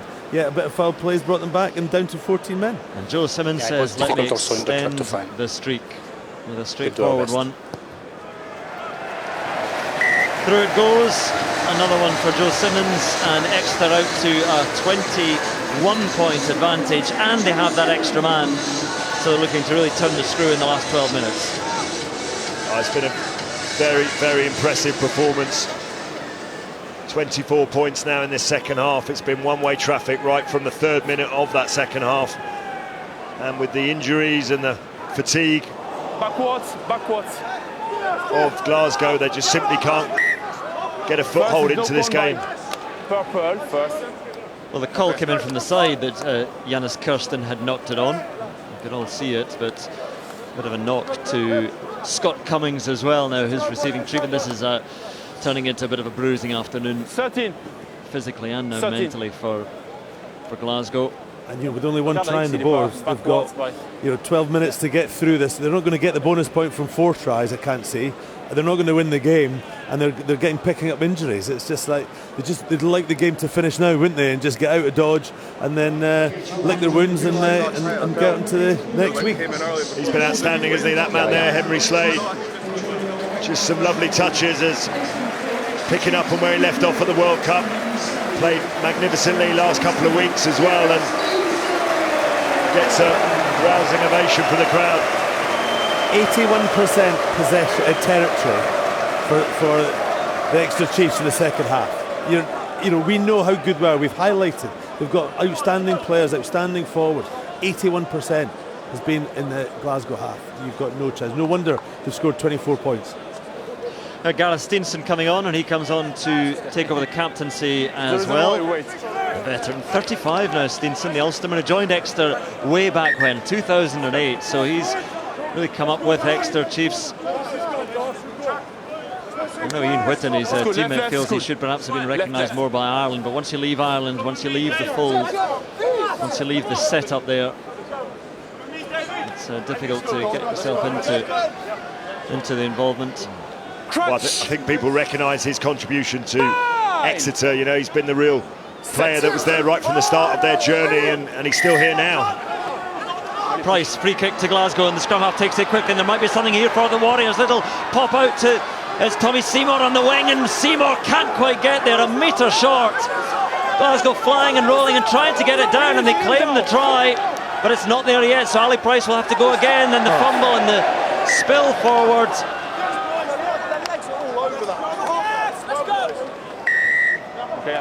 Penalty to Glasgow.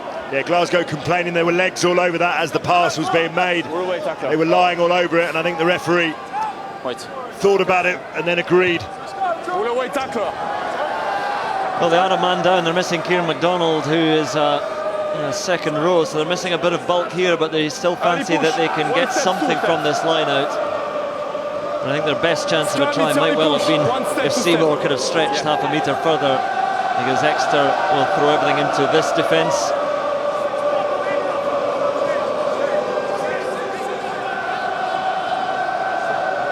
It's a frown to end all frowns in face of Dave Rennie. So Turner, you know, if they can find a try here, even if they are a man down, they might believe that they can get a losing bonus point, but it's still going to have to be quite a comeback thereafter. Taken down safely by Cummings as Exeter decide to throw everything into their defence rather than challenge the line out. Set back, and Price goes to his forwards again, and Cummings and offside Exeter, so Glasgow have another penalty coming, and the drive to the line again just short. Once more they come, and once more they are repelled a metre or two out, and Price just chips it over. They have the advantage, so it's a free-for-all in the in-goal area, taken down by Noel. They'll come back for that Warriors penalty. Just wonder now, this persistent pressure now, whether the referee will go more than just a penalty and maybe get a card out if there's one more infringement here, because a tap and go, and Cummings is the man to carry. Ali Price complaining, and he applauds himself for earning that penalty, because Exeter hadn't rolled, and surely yes, card is coming. Yeah, you're right, Lawrence, absolutely. Well, I've been on the end of that, so I know exactly. My timing is right.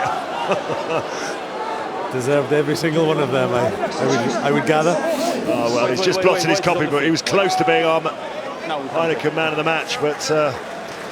Well, Sam Simmons is off for 10 minutes, so we're all square in personnel, and Harley takes it. Oh my goodness, he's halved around the knees there and going no further. It's a maul now, and Glasgow try and drive, but there's a bit of a roadblock stopping their progress. But off the side they come and spin, and well, they're isolated, the Glasgow attack. It was a one-man effort. Still with Glasgow, but still just short.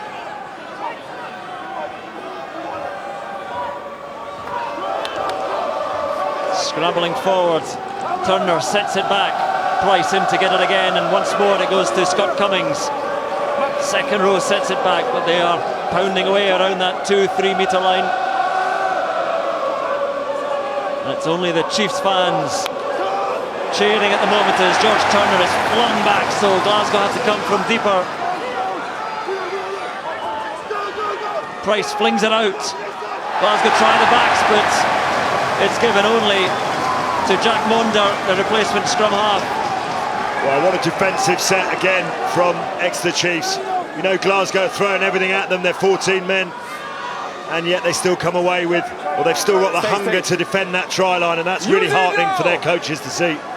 Now Glasgow, they would have fancied a try there, and with Exeter down a man as well, they might have genuinely believed they could get within a losing bonus point, get within 7 points, but the clearance and then the spill by Tommy Seymour, and Exeter have the ball anyway, and a chance for them to run now. It's Luke Cowan-Dickey, always impressive coming off the bench, and so too again today. 7 minutes remaining, and Glasgow straying offside this time, and the high tackle, so Exeter with the penalty, and that attack from Glasgow has all ended rather badly. Offside, high tackle. Penalty. Yeah, high tackle. But again, it's Exeter who come out of their own 22 with their tails high and their try line intact. That defensive set might sort of impress Rob Baxter more than, say, some of the tries of the bonus point, because that's real character, isn't it? That's the attitude. You need to dig deep. You've won this game, but in other games, that's what.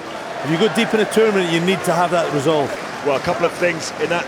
You cannot do a demi for the O'Flaherty try, you know, the defensive set up here in the 22. That's the sort of thing you'll show on a Monday morning and say that's the reason why Tom scored that try. And again, that defensive set you just mentioned there, Andy, that can take you further in the tournament. Again, not the highest of high tackles from George Turner, but anything above chest height is a goner these days. And Luke Cowan-Dickey now from that penalty, from that touch, goes long at the line out. A bit of a spill there, but it went backwards, so it's still there for the Chiefs. No! Release the player! Perfect line out record remains intact. It was Don Armand who got to ground with it. And Johnny Hill, first of Exeter's try scorers today. And the Chiefs try and pound through the middle. Good handoff from Kirsten.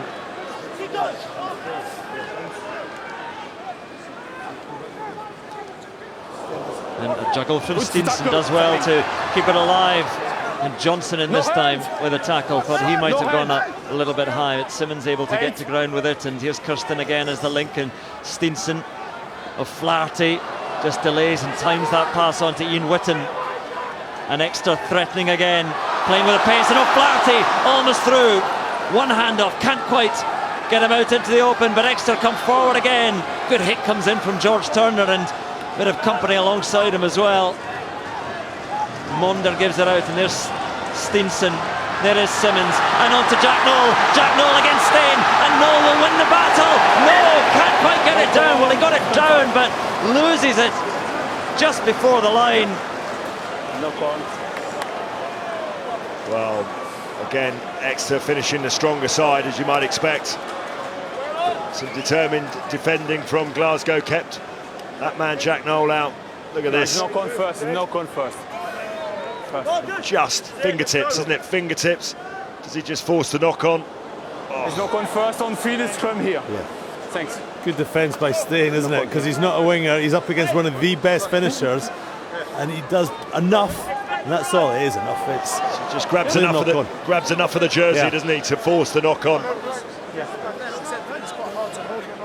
You do 2 steps forward. So you're playing out of position. The worst, one of the wingers you wouldn't want to be playing against in that position would be Jack Noel. Yeah, frustrating year in many ways for Jack Noel with that injury in the Premiership final. It's better. Well, he certainly didn't have the World Cup he would have wanted, did he? And you know, there's a lot of question marks about whether he was fully fit leaving on the plane, and you know, never ended up playing as much of a part in the tournament. But you know, he certainly looks in good shape now. Fine. So a similar situation to Henry Slade in the way he was taken, but was still recovering from injury out in Japan. Exeter putting the heave on here, but Glasgow move it quickly. The carry by Matt Fagerson, but that was a thump as he went down. Then on side. Price gives it to Johnson, and Johnson is out and away. Good work by the Australian-born centre. And Glasgow have the penalty. 16. Yeah. From the side. Luke Cowan-Dickey in at the side. Proper. Don't think you has ever released the tackler anyway, or the tackle player. But Luke Cowan-Dickey, who's been a bundle of energy since he's come on as well. He's made some very impressive defensive hits. In a losing cause, if you're to pick out one player of Glasgow, I think Sam Johnson's had a good game. He's done very well. The World Cup didn't work for him, and it's like he's come back into Glasgow environment, and he's just getting that buzz back. He's got his mojo back. And he is key. He's absolutely key to Glasgow. He's got a good head. That's what's required, because there's so much creativity all around him. So Glasgow in the attack again, and Johnson gives it on to Stain, and Stain pops it over the top. Flat pass out to Adam Hastings, and a chance now for Seymour, and Seymour for the line, and he wins the battle but can't quite get there either. And the man bringing him down, I think it was Jack Noel, but Ali Price digging away, and Glasgow once more with a threat, and back to a full complement, and there is Kieran MacDonald. He's short as well. Johnson now out into the open. George Turner for the line, and the replacement hooker has the try. and Glasgow have just shy of 2 minutes to try and find something else. It's not going to be enough, but they have a try at least to celebrate. Well, I think it is a consolation try, Andy, isn't it? I mean, they work very, very hard to try and get something out of this second half. They've been shut out for pretty much most of it, but eventually they go wide and George Turner gets scampers over. But we played the restart. Well, we were just talking about Sam Johnson. He was involved twice in that play. It was a good first phase, a move. I thought Tommy Seymour should have scored, really. They didn't, but then they recycled it and got out wide, and George Turner did.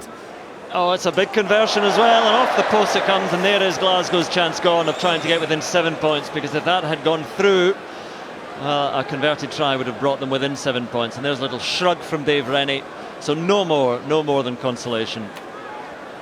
Well, there's been some notable performances in this Exeter Chiefs team, isn't there? I thought Johnny Hill's been magnificent. Sam Simmons has again covered himself in glory. Joe Simmons, immaculate with the boot again. But our Heineken man of the match is that man there, Jack Knoll. He's been outstanding. Set up that wonderful try for Henry Slade.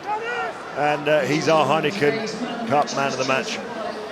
Matt Fagerson takes the restart. Yeah, he could have picked a few from the Chiefs side for the second half effort, but Jack Knoll gets the nod. You can't really argue with it. Thanks, 12. Not that I would argue with it. Lawrence is terrifying, so Hastings pops it back. Was that en avant again, forward, and again it's just desperation stuff now from Glasgow inside their own 22, but it matters not. It's the end of things, and it's the end of a very impressive win for Exeter, built on a hugely impressive second half performance.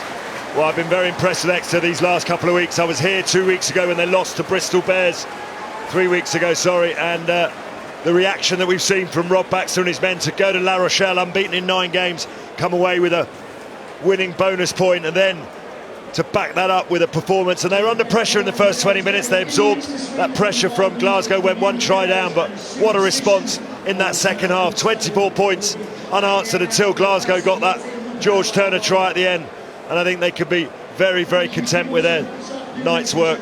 And Andy, to look at it not just from Exeter's point of view but from Glasgow's point of view going forward, this was always going to be a very hard trip for Glasgow today, but I don't think they expected quite the sort of second half turnaround. Well, that's it. They had a very good first half. They were leading at half time and probably deserving of that, but rugby is an 80-minute game, and it was like Exeter stepped up 1 or 2 notches in the second half, and Glasgow couldn't cope with that, and that is probably a fair reflection of where these two sides are, and that's what Glasgow will need to do in the back-to-back games against La Rochelle over just before Christmas.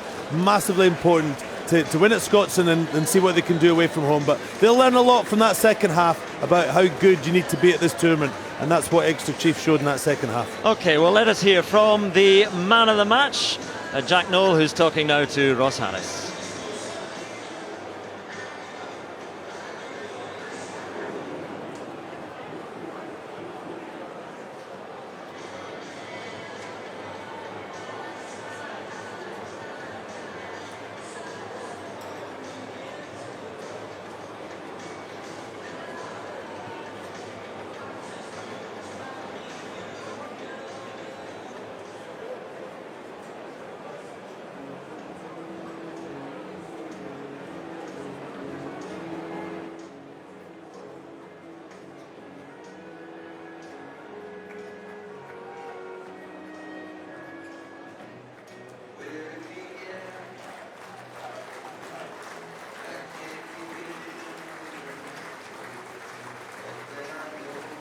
Yeah, we don't want to say it too soon, but we've been very disappointed over the last 3, 4, 5 years in this competition. So we're really trying to attack our first couple of games. We said how important home games are in the Heineken Cup, and to come out and put a performance for us, especially after our Premiership game against Bristol home last a couple of weeks ago now. So very happy with today.